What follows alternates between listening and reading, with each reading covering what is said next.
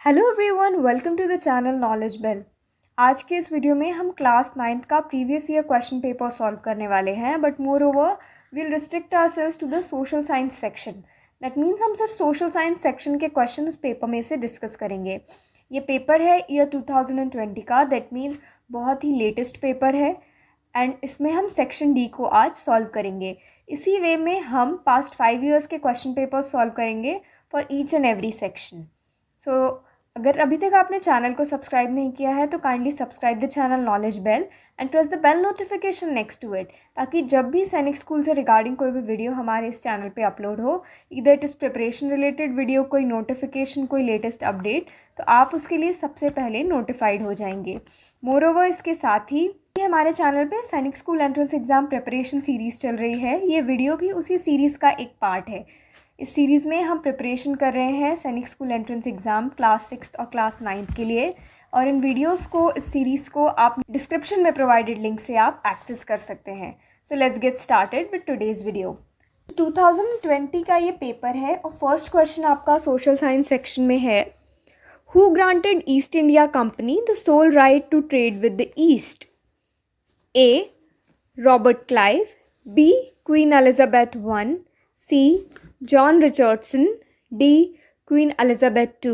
तो ये क्वेश्चन आपसे पूछ रहा है कि ईस्ट इंडिया कंपनी को सोल अधिकार किसने दिया था ईस्ट के साथ ट्रेड करने का। ऑप्शंस मैंने आपको अभी पढ़ के बताया, तो इसमें से करेक्ट ऑप्शन आपको सिलेक्ट करना है। अगर आंसर आपको पता हो तो आप इस आंसर को along with the question number comment section में मेंशन कर सकते हैं and I will be checking them. इस फर्स्ट क्वेश्चन का करेक्ट आंसर है B Queen Elizabeth one. Queen Elizabeth one ने ईस्ट इंडिया कंपनी को सोल राइट प्रोवाइड किया था, सोल अधिकार दिया था कि वो ट्रेड कर सकें ईस्ट के साथ। Queen Elizabeth one granted East India Company the sole right to trade with the East. तो इस क्वेश्चन का आपके करेक्ट आंसर है B Queen Elizabeth one. Second question है आपका, the first women to become the president of Indian National Congress was. पहली Indian women जो president बनी इंडियन नेशनल कांग्रेस की, वो कौन थी, ये आपको इस क्वेश्चन में बताना है। चलिए ऑप्शंस देखते हैं। ए सरोजनी नायडू, बी कमला नेहरू, सी कस्तूरबा गांधी, डी बेगम रोकेया शेखावत हुसैन। तो करेक्ट आंसर इसका याद रखिए है ए सरोजनी नायडू। बहुत ही इम्पॉर्टेंट क्वेश्चन है, हिस्टोरिकल फैक्ट से रिलेटेड, आपको पता ही होना चाहिए। एंड अपार्ट फ्रॉम दैट एक कॉमन जीके का क्वेश्चन भी है।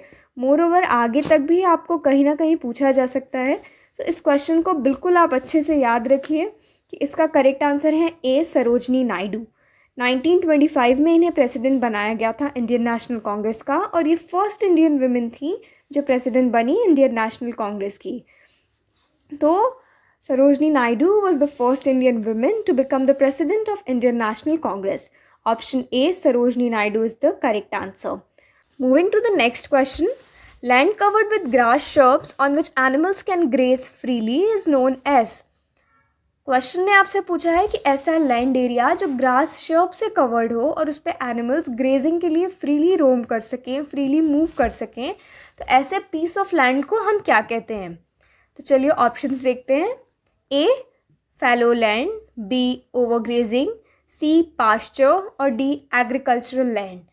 तो अगर आपको इसका आंसर पता हो सो अगेन आप कमेंट्स में मेंशन कर सकते हैं, एंड इफ नहीं तो इसका करेक्ट आंसर है सी पास्चर। पास्चर इस क्वेश्चन के लिए करेक्ट आंसर है। पास्चर हम उस लैंड के पीस को कहते हैं जिसमें स्मॉल ग्रास शर्ब्स ग्रो कर रहे होते हैं और एनिमल फ्रीली ग्रेस करते हैं। ओके, यहाँ पे एक कन्फ्यूजिंग टर्म आपको दिया हुआ है ओवर ग्रेजिंग, जो कि ग्रेज वर्ड आप क्वेश्चन में पढ़ेंगे तो आपको लग सकता है कि ये शायद करेक्ट ऑप्शन हो, बट ये करेक्ट नहीं है। Option C is the correct answer, pasture. Pasture is the land covered with the grass shrubs on which animals can graze freely. Moving to the next question, name the first country in the world to develop hydroelectricity. Name the first country in the world to develop hydroelectricity. World की कौन सी first country थी जिसने hydro electricity develop की, ये आपको question में बताना है। तो देखिए options are A Norway, B Pakistan, C India and D Switzerland. तो करेक्ट ऑप्शन है इसका A Norway. Norway is the first country in the world जिसने हाइड्रो इलेक्ट्रिसिटी को डेवलप किया था। तो याद रखिएगा, बहुत ही एक इम्पॉर्टेंट क्वेश्चन है ये, आपके सोशल साइंस सेक्शन के अलावा एक आपके लिए जीके के पॉइंट ऑफ व्यू से भी बहुत ही एक इम्पॉर्टेंट क्वेश्चन है। Hydro electricity for the very first time was developed in Norway. So hydro electricity अगर आपको नहीं पता हो तो मैं बताऊं कि hydro electricity is a type of electricity जिसको हम मूवमेंट ऑफ वाटर के थ्रू बनाते हैं। आपने डैम्स देखे होंगे, रिजर्वॉयर्स के बारे में सुना होगा। तो जो डैम्स वाटर को, रिवर को ब्लॉक करते हैं, उस वहाँ पे इलेक्ट्रिसिटी प्रोडक्शन का काम होता है। और जो इस रिजर्व्ड वाटर से इलेक्ट्रिसिटी प्रोड्यूस की जाती है, उस इलेक्ट्रिसिटी को हम हाइड्रो इलेक्ट्रिसिटी कहते हैं। The word hydro here stands for water. तो याद रखिए हाइड्रो इलेक्ट्रिसिटी क्या होती है। इसके साथ ही Norway is the first country in the world to develop hydro electricity. Moving to the next question, breeding of fish in specially constructed tanks and ponds is known as. Breeding of fish in specially constructed tanks and ponds known as. जो fish breeding की practice होती है, जब वो हम एक specially constructed tanks या ponds में करते हैं, तो उनको हम क्या कहते हैं, ये आपसे क्वेश्चन पूछ रहा है। तो ऑप्शंस देखिए, option A is agriculture, B sericulture, C pisciculture and D viticulture. तो याद रखिए correct option is option C, pisciculture. Pisciculture आपका वो प्रोसेस होता है जिसमें आप फिश की ब्रीडिंग करते हैं इन स्पेशली कंस्ट्रक्टेड टैंक्स और पॉन्ड्स। और इसको हम दूसरे वर्ड्स में कहें तो कंट्रोल्ड ब्रीडिंग और रियरिंग ऑफ फिशेस, इसको हम पिसिकल्चर कहते हैं। पिसिकल्चर को हिंदी में हम मत्स्य पालन कहते हैं। तो नाम से भी ये बहुत क्लियर हो रहा है। अगेन पिसिकल्चर इटसेल्फ भी आपको नाम से क्लियर है। The word pisci is derived from the word pisces. Pisces हम फिश के लिए यूज़ करते हैं, फिशेस के लिए यूज़ करते हैं। So pisciculture that means pisces का कल्चर, फिशेस का culture. Culture as in breeding और प्रोडक्शन, ऐसी कोई वर्ड हो तब हम उसे वहाँ पे कल्चर यूज़ करते हैं। सो ऐसे भी आपको पता चल रहा है that the correct option is C, pisciculture. इसके अलावा ऑप्शन ए देखिए, एग्रीकल्चर। हम सब जानते हैं एग्रीकल्चर क्या होता है। खेती का आपका जो काम होता है उसको हम इन ब्रॉडर सेंस एग्रीकल्चर कहते हैं। सेरिकल्चर, जो सिल्क वर्म्स का कल्चर होता है उसको हम सेरिकल्चर कहते हैं। ये भी आप कहीं जॉट डाउन कर लीजिए, बहुत ही एक इम्पॉर्टेंट क्वेश्चन है। सिल्क वर्म्स की जो रियरिंग और उनका कल्चर होता है उसको हम सेरिकल्चर कहते हैं। The production of silk and rearing of silk worms for the purpose of silk is called as sericulture. रेशम उत्पादन या रेशम के कीड़ों का पालन, इस प्रोसेस को हम सेरिकल्चर कहते हैं। बहुत इंपॉर्टेंट है ये भी, बट याद रखिए इस क्वेश्चन के लिए करेक्ट आंसर था आपका pisciculture. Moving to the next question, Ahmedabad is referred to as dash of India. A Ruhr, B Manchester, C Boston, D Chicago. तो ये क्वेश्चन देखिए, अगर आपको याद होगा या आपने हमारे पिछले सीरीज़ अटेंड की हुई है जो ऑन गोइंग सैनिक स्कूल एंट्रेंस एग्ज़ाम की सीरीज़ है, उसमें ये क्वेश्चन हमने सॉल्व किया हुआ है। तो अगर आप उन वीडियो से रेगुलरली कनेक्टेड हैं तो इसका आंसर आपको इन अ सेकेंड बन जाना चाहिए। तो इसका करेक्ट आंसर मैं आपको बता दूं कि है B, Manchester of India. Ahmedabad is referred to as Manchester of India. क्यों हम इसे मैनचेस्टर ऑफ इंडिया कहते हैं ये हमने बहुत डिटेल में उस वीडियो में डिस्कस किया हुआ है। अगर आपने अभी तक वो वीडियो नहीं देखा है तो इस पूरी सीरीज़ के वीडियोस की लिंक डिस्क्रिप्शन में प्रोवाइडेड है, आप वहाँ से उन्हें एक्सेस कर सकते हैं। तो इसका करेक्ट आंसर याद रखिए सिक्स्थ क्वेश्चन के लिए, Manchester is the correct answer. Ahmedabad is referred to as Manchester of India. Next question है, how many members are nominated by the president to the Rajya Sabha. How many members are nominated by president to the Rajya Sabha. Rajya Sabha में राष्ट्रपति के द्वारा कितने सदस्यों को नामांकित या नॉमिनेट किया जाता है। ये क्वेश्चन भी हम अपने पिछली सीरीज़ में कर चुके हैं, पिछले सेशंस में कर चुके हैं। Option A is 233, option B 12, option C 22, option D 250। तो अगर आपने उन सीरीज़ को अच्छे से देखा है तो अगेन मैं कह रही हूँ कि आपको इसका आंसर अच्छे से बन जाएगा। और करेक्ट आंसर है 12। President can nominate up to 12 members to the Rajya Sabha. 12 members are nominated by president to the Rajya Sabha. 12, 12 option B आपका करेक्ट आंसर है। नेक्स्ट क्वेश्चन है the industrial revolution started in dash around 1750। Industrial revolution dash started around 1750। तो इस question में basically आपको बताना है कि किस कंट्री में 1750 के अराउंड इंडस्ट्रियल रिवोल्यूशन स्टार्ट हुआ। Options are A France, B Britain, C Russia, D none of these. तो करेक्ट आंसर है इसका बी ब्रिटेन। ब्रिटेन में 750s के अराउंड इंडस्ट्रियल रिवोल्यूशन स्टार्ट हुआ था, तो ब्रिटेन इसका करेक्ट आंसर है। Option B, the industrial revolution started in Britain around 1750s। Next question is the British conquest of Bengal begin with the battle of dash. The British conquest of Bengal begin with the battle of dash. तो ये again आपका एक history से related question है, आपकी text books में ये provided है। करेक्ट आंसर देखिए इसका होगा, पहले ऑप्शंस देख लेते हैं। A Buxar, B Plassey, C Seringapatam, D Saraighat. तो करेक्ट आंसर याद रखिएगा Plassey. Plassey, British conquest of Bengal battle of Plassey के साथ बिगिन हुआ। The British conquest of Bengal begin with the battle of Plassey. तो करेक्ट ऑप्शन याद रखिएगा, ऑप्शन बी आपका करेक्ट आंसर है। British conquest of Bengal begin with the battle of Plassey. 23 जून 1757 को बैटल ऑफ प्लासी हुआ था। ये डेट भी आप याद रख सकते हैं। तो बैटल ऑफ प्लासी के लिए डेट याद रखिएगा 23 जून 1757 से। तो याद रखिएगा the British conquest the Bengal with the battle of Plassey and the date was 23 June 1757। Option B आपका करेक्ट आंसर है। Moving to the next question, the architect of new Delhi was. ये क्वेश्चन भी हम प्रीवियस सेशंस में कर चुके हैं, चलिए एक बार फिर से देखते हैं। The architect of new Delhi was A Edwin Lutyens and H Baker, B King George V, C Lord Lytton, D Queen Elizabeth. तो करेक्ट आंसर इसका है A Edwin Lutyens and H Bakers. Edwin Lutyens and H Bakers architect थे न्यू दिल्ली के। Architect आप लोग समझते होंगे, the people who do the work of architecture, उनको हम आर्किटेक्ट कहते हैं, ऐसे प्रोफेशनल्स को हम आर्किटेक्ट कहते हैं। और न्यू दिल्ली के आर्किटेक्ट हमारे पास Edwin Lutyens and H Baker थे। 10th क्वेश्चन का करेक्ट आंसर है आपके पास ये Edwin Lutyens and H baker. Architecture of new Delhi इनके थ्रू ही कंस्ट्रक्टेड है। The 11th question is existence of more than one level of government is known as।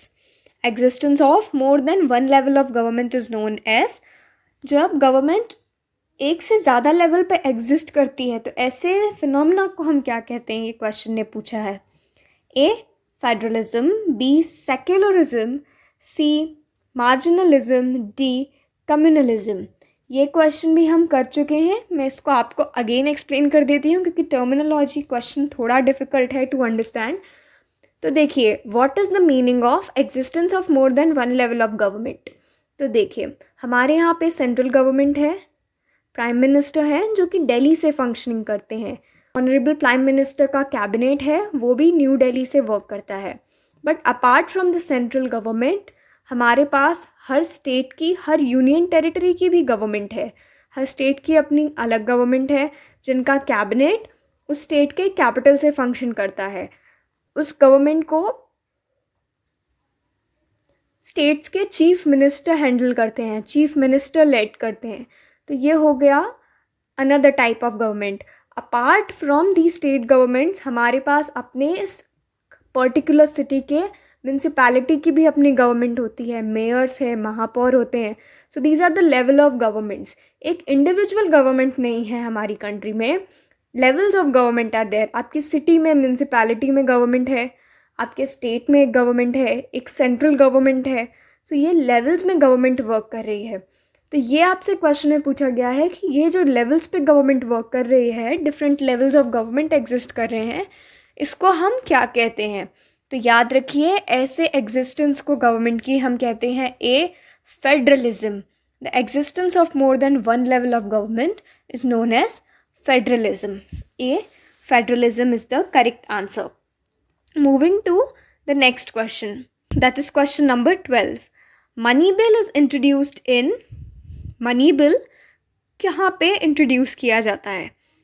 देखिए, option A is only in Rajya Sabha, option B only in Lok Sabha, option C in both the houses, option D by the speaker of Rajya Sabha. याद रखिए, इसका correct answer है B, only in Lok Sabha. जो money bill होता है, जिसको हिंदी में आप धन विधेयक कहते हैं, ऐसे बिल को, ऐसे विधेयक को सिर्फ लोकसभा में ही पेश किया जा सकता है. लोकसभा जो कि हमारा है हाउस ऑफ कॉमन्स, उसमें ही प्रेजेंट किया जा सकता है, उसमें ही इंट्रोड्यूस किया जा सकता है. तो मनी बिल और दूसरे जो नॉर्मल हमारे बिल होते हैं, अदर बिल्स होते हैं जो गवर्नमेंट इंट्रोड्यूस करती है, उनमें और मनी बिल में डिफरेंसेस क्या होते हैं? तो सबसे पहले देखिए, एक मेजर डिफरेंस याद रखिए जो इस क्वेश्चन से रिलेटेड है. जो अदर बिल्स होते हैं, और भी कई बिल होते हैं, आपने सुना होगा, और भी कई विधेयक गवर्नमेंट इंट्रोड्यूस करती है, तो वो जो बिल होते हैं वो किसी भी हाउस में पार्लियामेंट के पहले इंट्रोड्यूस किए जा सकते हैं. इधर इन राज्यसभा और इन लोकसभा दोनों में ही ये इंट्रोड्यूस किए जा सकते हैं. House ever money bill can not be introduced in Rajya Sabha. Money bill को हम राज्यसभा में इंट्रोड्यूस नहीं कर सकते. Money bill can only be introduced in Lok Sabha. यही आपका क्वेश्चन था, तो ये ऑप्शन बी करेक्ट आंसर है. इसके साथ ये भी याद रखिएगा कि जो अदर बिल्स होते हैं वो दोनों में से किसी भी पार्लियामेंट में प्रेजेंट किए जा सकते हैं, इंट्रोड्यूस्ड किए जा सकते हैं. But money bill has to be presented, has to be introduced and only in Lok Sabha. Option B is the correct answer. Moving to the next question, that is 13th question. In which state of India is the Jim Corbett National Park situated? Bharat के किस राज्य में gym Corbett national park स्थित है? Option है A Uttarakhand, B Gujarat, C Assam, D Uttar Pradesh. तो याद रखिए, इस क्वेश्चन का करेक्ट आंसर है A Uttarakhand. Jim Corbett national Park Uttarakhand में सिचुएटेड है. बहुत ही फेमस नेशनल पार्क है इंडिया का, और बहुत ही इम्पॉर्टेंट नेशनल पार्क भी है, आप ये भी कह सकते हैं. One of the oldest national park है इंडिया का, जो 1936 में इस्टेब्लिश हुआ था. थोड़ी सी ब्रीफ हिस्ट्री इसके बारे में. ये हेली नेशनल पार्क के नाम से इस्टेब्लिश हुआ था 1936 में, to protect the endangered Bengal tiger. जो बंगाल टाइगर्स हैं हमारे, वो एंडेंजर्ड कैटेगरी में हैं, उनको प्रोटेक्ट करने के लिए जिम कॉर्बेट नेशनल पार्क को इस्टेब्लिश किया गया था. और पहला नेशनल पार्क है ये जो टाइगर प्रोजेक्ट, टाइगर इनिशिएटिव के अंडर आया. तो ये भी याद रखिएगा. अगर आपसे पूछा जाता है कि which was the first national park to come under project tiger initiative, तो जिम कॉर्बेट नेशनल पार्क का नाम आप याद रखिएगा. प्रोजेक्ट टाइगर के अंडर, ये प्रोजेक्ट टाइगर इनिशिएटिव के अंडर पहला नेशनल पार्क था. Now coming to project tiger initiative आपका क्या है? तो प्रोजेक्ट टाइगर इनिशिएटिव एक टाइगर कंजर्वेशन प्रोग्राम है जो ईयर 1973 में गवर्नमेंट ऑफ इंडिया ने लॉन्च किया. टाइगर्स जो हमारे नेशनल एनिमल हैं, वो स्लोली एंडेंजर्ड एनिमल होते जा रहे हैं. लीडिंग टू दैट, उसकी कंसर्न को देखते हुए 1973 अप्रैल में for the very first time tiger conservation programme launch हुआ, जिसको नाम दिया गया प्रोजेक्ट टाइगर. और ये प्रोग्राम लॉन्च हुआ था, ये प्रोजेक्ट लॉन्च हुआ था by then prime minister Shrimati Indira Gandhi. तो ये चीज़ें कुछ जिम कॉर्बेट नेशनल पार्क के साथ याद रखिएगा. Gym Corbett national park situated in Uttarakhand is one of the first national parks under the Project Tiger initiative. Project tiger initiative tigers को कंजर्व करने के लिए गवर्नमेंट ऑफ इंडिया ने 1973 अप्रैल में लॉन्च किया by then prime minister Shrimati Indira Gandhi. तो इसका आपका करेक्ट आंसर है option A Uttarakhand. Moving to the next question, that is question 14. Which state of India is the highest producer of jute? भारत का कौन सा स्टेट जूट का हाईएस्ट प्रोड्यूसर है? ये आपसे इस क्वेश्चन में पूछा गया है. Options are A Assam, B West Bengal, C Bihar, D Odisha. तो जूट आप सबसे पहले याद रखिएगा कि एक प्लांट के फाइबर्स होते हैं which are long, soft, shiny होते हैं और बहुत ही स्ट्रॉन्ग होते हैं. तो कमर्शियली ये बहुत ज़्यादा यूज़ किए जाते हैं. जूट आपने देखा भी होगा, स्क्रीन पे आप पिक्चर देख रहे हैं, ये कुछ ऐसा दिखता है. कॉमनली आपने जूट देखा ही होगा. तो अब क्वेश्चन ने आपसे पूछा है कि लार्जेस्ट प्रोड्यूसर ऑफ जूट कौन सा है. तो याद रखिएगा कि इंडिया में 3 मेजर जूट प्रोड्यूसिंग स्टेट हैं. One of them is West Bengal, followed by Assam and Bihar. ये हमारी कंट्री का 98% जूट प्रोडक्शन करते हैं। 98% जूट प्रोडक्शन के लिए ये 3 स्टेट वेस्ट बंगाल, असम और बिहार रिस्पॉन्सिबल है। तो इसमें से याद रखिए वेस्ट बंगाल का रोल मेजर है। West Bengal is the highest producer of jute. तो याद रखिए option B is the correct answer, West Bengal. तीनों का सीक्वेंस भी लिख लीजिए, West Bengal followed by Assam and then at the end Bihar. ये 3 स्टेट हैं जो जूट प्रोडक्शन में मेजर रोल प्ले कर रहे हैं। 98% जूट प्रोडक्शन पूरे कंट्री का इन्हीं 3 स्टेट्स के थ्रू होता है, West Bengal followed by Assam and then Bihar. Correct answer and इस क्वेश्चन के लिए है आपका B, West Bengal. Next question is a form of government where people enjoy equal political right, elect their ruler and hold them accountable is known as। ऐसी government का एक ऐसा form जिसमें सारे लोग इक्वल पॉलिटिकल राइट्स हों, जिनके पास वो अपने रूलर को खुद सिलेक्ट करते हों और उन्हें अकाउंटेबल ठहराते हों, ऐसे फॉर्म ऑफ गवर्नमेंट को हम क्या कहते हैं। ये आपका 15th क्वेश्चन आपसे 15th क्वेश्चन पूछ रहा है। तो याद रखिए इसका करेक्ट आंसर है बी, डेमोक्रेटिक। ऐसे गवर्नमेंट को, ऐसे फॉर्म ऑफ गवर्नमेंट को हम डेमोक्रेटिक कहते हैं और यही टाइप ऑफ गवर्नमेंट है जो हमारे इंडिया में वर्क करता है। सिटीज़न ऑफ इंडिया के पास इक्वल पॉलिटिकल राइट्स हैं। वो अपने रूलर, दैट मीन्स हम हमारे प्राइम मिनिस्टर को खुद इलेक्ट करते हैं और उन्हें एक अकाउंटेबल पोजीशन देते हैं। तो याद रखिए ये है डेमोक्रेटिक। करेक्ट आंसर इस क्वेश्चन का ऑप्शन बी। इसके अलावा ए, सेक्युलर का मतलब होता है हिंदी में अगर कहें तो धर्मनिरपेक्ष, not concern with religion in any way, उसको हम सेक्युलर कहते हैं। सोशलिस्ट का मतलब होता है समाजवादी। रिपब्लिक का मतलब होता है गणतंत्र, country that has elected and an elected leader which could be president और प्राइम मिनिस्टर, तो इसको हम रिपब्लिक कहते हैं। ओके, पर डेमोक्रेटिक और रिपब्लिक में आप कंफ्यूज मत होइएगा। इस क्वेश्चन का करेक्ट आंसर है बी, डेमोक्रेटिक।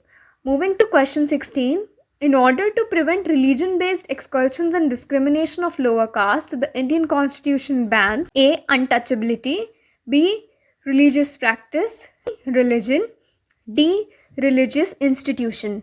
तो अब क्वेश्चन ने कहा है कि इन ऑर्डर टू प्रिवेंट मतलब रिलीजन बेस्ड डिस्क्रिमिनेशन को प्रिवेंट करने के लिए जो लोअर कास्ट्स के साथ देखा जा रहा था, इंडियन कॉन्स्टिट्यूशन में प्रोवाइडेड 4 ऑप्शंस में से किसको बैन किया हुआ है। तो इसका बिल्कुल करेक्ट आंसर, आप नॉर्मली भी अगर पढ़ रहे हैं इन 4 ऑप्शंस को और आपको क्वेश्चन के बैकग्राउंड के बारे में आइडिया नहीं है तो भी आप इसको सॉल्व कर सकते हैं। ये है A, untouchability. Indian constitutions completely bans untouchability. Untouchability हमारे इंडियन कॉन्स्टिट्यूशन में बैन है। रिलीजन प्रैक्टिसेस गलत ऑप्शन है। रिलीजियस इंस्टीट्यूशंस भी इनकरेक्ट आंसर है, वाइल रिलीजन भी इनकरेक्ट आंसर है। अनटचेबिलिटी को इंडियन कॉन्स्टिट्यूशन में बैन किया गया है to prevent the discrimination against the lower caste, to prevent religion based discrimination against lower caste. Question 17 is sustainable development seeks to prevent A, wastage of resources, B. pollution, C. loss of biodiversity, T. all of these। तो sustainable development से regarding ये question है। तो sustainable development का mainly आपको motive पूछा है कि सस्टेनेबल डेवलपमेंट क्या प्रिवेंट करता है। ऑप्शंस मैंने बताए, wastage of resources, pollution, loss of biodiversity या ऑल ऑफ दीज। तो सस्टेनेबल डेवलपमेंट देखिए एक डेवलपमेंट का प्रोसेस है। कई टाइप का डेवलपमेंट आप देखते हैं आपके नेबरहुड में। अगर कोई बिल्डिंग कंस्ट्रक्ट हो रही है, कोई रोड कंस्ट्रक्ट हो रहा है, so that is also a type of development. There are various types of development, but अगर हम सस्टेनेबल डेवलपमेंट की बात करें तो ये बहुत ही ज़्यादा स्पेशल काइंड ऑफ डेवलपमेंट है। क्यों? क्योंकि it is a type of development that meets the need of present without compromising the ability of future generations to meet their own needs. तो ये मैंने एक एज इट इज़ डेफिनेशन आपको बताई sustainable development की, but apart from this sustainable development क्या है? तो सस्टेनेबल डेवलपमेंट एक ऐसा डेवलपमेंट है जिसमें हम प्रेजेंट की नीड्स को अचीव करते हैं। जो हमारी आज के लिए नीड्स हैं हम उनको अचीव कर लें, बट हम फ्यूचर जनरेशन की नीड्स को कॉम्प्रोमाइज़ ना करें। दैट मीन्स हम फ्यूचर जनरेशन की जो नीड्स होंगी उनको कॉम्प्रोमाइज़ करते हुए आज की हमारी प्रेजेंट नीड्स को फुलफ़िल ना करें। फॉर एग्ज़ाम्पल अगर हम पेट्रोलियम को यूज़ कर रहे हैं और हम अपनी नीड्स के लिए पेट्रोलियम को इतना यूज़ कर लें कि हमारी फ्यूचर जनरेशन के लिए पेट्रोलियम बचे ही ना, क्योंकि petroleum is not an unlimited source, is not an unlimited resource, that is limited. तो ऐसे डेवलपमेंट को हम सस्टेनेबल डेवलपमेंट कहेंगे। जब भी हम डेवलपमेंट कर रहे हैं by keeping this thought in mind कि हमारी प्रेजेंट नीड को फुलफ़िल करने के लिए हमारी फ्यूचर जनरेशन्स की रिसोर्सेज और नीड को हम ना कॉम्प्रोमाइज़ करें, तो ऐसे डेवलपमेंट को हम सस्टेनेबल डेवलपमेंट कहते हैं। तो सस्टेनेबल डेवलपमेंट के कुछ मेजर गोल्स होते हैं। तो मेजरली सस्टेनेबल डेवलपमेंट प्रिवेंट करता है wastage of resources, option A जैसा था, मैंने आपको अभी बताया कि यूज़ ऑफ पेट्रोलियम हमारा एक यूज़ है। तो वेस्टेज ऑफ रिसोर्स को सस्टेनेबल डेवलपमेंट प्रिवेंट करता है। पॉल्यूशन को भी सस्टेनेबल डेवलपमेंट प्रिवेंट करता है। कैसे? सस्टेनेबल डेवलपमेंट के अंदर एक स्ट्रॉन्ग पॉइंट है that we should prevent pollution because we should give our future generations a healthy earth. And loss of biodiversity, biodiversity एक बहुत ही इम्पॉर्टेंट पार्ट है हमारे अर्थ का, हमारे इकोसिस्टम का। तो लॉस ऑफ बायोडाइवर्सिटी को भी सस्टेनेबल डेवलपमेंट प्रिवेंट करता है। तो करेक्ट ऑप्शन इसलिए आपका होगा D, all of these. Sustainable development seeks to prevent wastage of resources, pollution and loss of biodiversity. तो correct option होगा आपका D, all of these. Moving to the question number 18, of the Earth's total water resources, the fresh water easily accessible for our use is. मतलब अर्थ का जितना भी total water resources है उसमें से जो फ्रेश वाटर हमारे यूज़ के लिए ईजिली एक्सेसिबल है वो कितना है, तो ये आपको बताना है। तो देखिए इस क्वेश्चन को समझिए। हमारे अर्थ में अगर आप ग्लोब देखते हैं एक, तो आपको जितना भी ब्लू एरिया दिखता है all of that is water, but that doesn't mean कि आप उस वाटर को यूज़ कर सकते हैं। Some of it is salty water, is marine water जो हम यूज़ नहीं कर सकते। We use only fresh water. Fresh water का मेजर सोर्स है हमारे पास रिवर्स, ग्लेशियर्स, इन सब के फॉर्म में फ्रेश वाटर हमारा होल्ड है। तो ये टोटल कितना परसेंट है ये हमको इस क्वेश्चन में बताना है। Options are A more than 90%, B 50%, C 1%, D less than 1%। तो इस क्वेश्चन का करेक्ट आंसर है सी 1%। टोटल 1% फ्रेश वाटर हमारे पास है जो कि हमारे यूज़ के लिए ईजिली एक्सेसिबल है। And next question, these are made to protect our natural vegetation and wildlife. ये हमारे नीचे जो दिए गए 4 ऑप्शन है उसमें से आपको बताना है कि इनमें से क्या हमारे नेचुरल वेजिटेशन और वाइल्ड लाइफ को प्रोटेक्ट करने के लिए बनाए गए हैं। Options are A national park, B wildlife sanctuaries, C biosphere reserve, D all of these. तो करेक्ट आंसर है इसका D all of these. National park, wildlife sanctuary, biosphere reserve, ये तीनों ही हमारे नेचुरल वेजिटेशन और wildlife को protect करने के लिए बनाए गए हैं। The next question is the largest producer and exporter of mica in the world is. तो वर्ल्ड में लार्जेस्ट प्रोड्यूसर और एक्सपोर्टर माइका का कौन है ये हमें इस क्वेश्चन में बताना है। Options are A Australia, B India, C USA, D Russia. तो इन 4 ऑप्शंस में से अब हमें करेक्ट ऑप्शन सिलेक्ट करना है। तो माइका याद रखिए is a kind of mineral. To start the question, mica हमें बता दूं आपको is a kind of mineral, economically बहुत ही यूज़फुल होता है। तो लार्जेस्ट प्रोड्यूसर माइका का आपसे पूछा है वर्ल्ड में, as well as the exporter. तो याद रखिए करेक्ट ऑप्शन इसका है इंडिया। इंडिया माइका का largest producer as well as exporter है, तो ये भी याद रखिएगा। क्वेश्चन 20 के लिए करेक्ट आंसर है B India. India is the largest producer and exporter of mica in the world. Next question is resources which can be renewed or reproduced are known as exhaustible resources, B non-renewable resources, C renewable resources, D useful resources। जो भी चीज़ हमारे use में आती है इन अ वे उसको हम resource कहते हैं। You are clear with this. But ऐसे रिसोर्सेज जिसको हम रिन्यू कर सकते हैं या फिर हम रिप्रोड्यूस कर सकते हैं, ऐसे रिसोर्सेज को हम क्या कहते हैं? This is what the question is asking. तो करेक्ट ऑप्शन आप अगर देखेंगे तो आपको क्वेश्चन की वर्डिंग दैट इज रिन्यूड और उससे ही आपको पता चल जाएगा। करेक्ट आंसर देखिए इसका है renewal source, option C. Resources which can be renewed और reproduced are known as renewal sources. तो ऑप्शन सी आपका करेक्ट आंसर है। अगर मैं आपको एक एग्जांपल से बताऊं कि what are the renewable resources, so for example solar energy, wind energy, hydro energy, ये सारे आपके एग्जांपल्स हैं रिन्यूएबल रिसोर्सेज के. This can be renewed and reproduced. Alright, तो याद रखिए correct option is option C, renewable resource. Next question is, the Act on the Protection of Women for Domestic Violence finally became a law in the year. तो जो act था for the protection of domestic violence against women, वो law किस year में बना, ये आपका question है. Option A is 2003, option B 2004, option C 2005, option D 2006. तो करेक्ट आंसर इसका याद रखिए है option C. Option C, 2005. 2005 was the year when the Act of Protection of Women from Domestic Violence turned a law from an act. Act से ये law बन गया year 2005 में. तो इसको भी आप याद रखिएगा.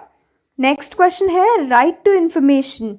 RTI Act guarantees people's right to no governmental proceedings, B, universal primary education, C, speak about the disconcern freely, D, hold meetings and public gathering. तो राइट टू इन्फॉर्मेशन से सिटीजन्स ऑफ इंडिया को क्या right मिल रहा है, ये in general आपको बताना है. तो याद रखिएगा करेक्ट आंसर है इसका option A, to know the governmental proceedings. Right to information act के कारण, राइट टू इन्फॉर्मेशन के कारण आप गवर्नमेंट प्रोसीडिंग्स की स्थिति एक्चुअली मालूम कर सकते हैं. कई बार आपने न्यूज़ में सुना होगा कि कहीं पे किसी ने RTI फाइल किया है, RTI दाखिल किया है. तो ये RTI गवर्नमेंट की उस पर्टिकुलर प्रोसेस की प्रोसीडिंग्स को जानने के लिए हम RTI फाइल करते हैं. 24th question is, at a village level judicial functions are performed by A, Nyaya Panchayat, B, Gram Panchayat, C, district जज, डी, मुंसिफ. तो इस क्वेश्चन का करेक्ट आंसर याद रखिए है A, Nyaya panchayat.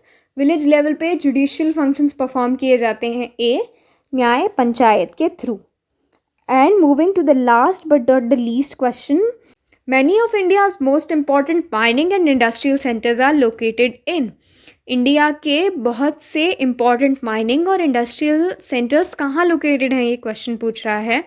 A, Jamshedpur, B, Rourkela, B, C, Bokaro, D, all of these. तो याद रखिए इसका करेक्ट आंसर है डी, ऑल ऑफ दीज. ये तीनों ही ऐसे शहर हैं, ये तीनों ही ऐसी सिटीज़ हैं जहाँ इंडिया के मोस्ट इम्पॉर्टेंट माइनिंग और इंडस्ट्रियल सेंटर्स लोकेटेड हैं. बोकारो में for example steel plant situated है, बोकारो स्टील प्लांट बहुत ही फेमस है. ऐसे ही राउरकेला और जमशेदपुर में भी माइनिंग और इंडस्ट्रियल सेंटर्स प्रेजेंट हैं. तो इसलिए इसका करेक्ट आंसर है D, all of these. With this last question हमारा आज का ये सेशन फिनिश होता है. आज के इस सेशन में हमने सैनिक स्कूल एंट्रेंस एग्ज़ाम क्लास 9 के लिए 2020 का पेपर सॉल्व किया, जिसमें हमने सोशल साइंस के सारे क्वेश्चंस कर लिए. हम पास्ट ईयर के और भी पेपर्स करते जाएंगे और हर सेक्शन को कंप्लीट करेंगे. सो इन दिस वे आपकी एक ऑल राउंड प्रेपरेशन हो जाएगी, क्योंकि क्वेश्चंस मोर ओवर रिपीट होते देखे गए हैं पेपर में. इसीलिए चैनल के साथ कनेक्टेड रहिए. अगर अभी तक आपने चैनल को सब्सक्राइब नहीं किया है तो kindly subscribe the channel knowledge bell and press the bell notification next to it, so that जब भी ऐसा कोई वीडियो आपके लिए अपलोड हो तो आप उसके लिए सबसे पहले नोटिफाइड हो जाएं और अपनी प्रिपरेशन में पीछे ना रह पाएँ. Thank you.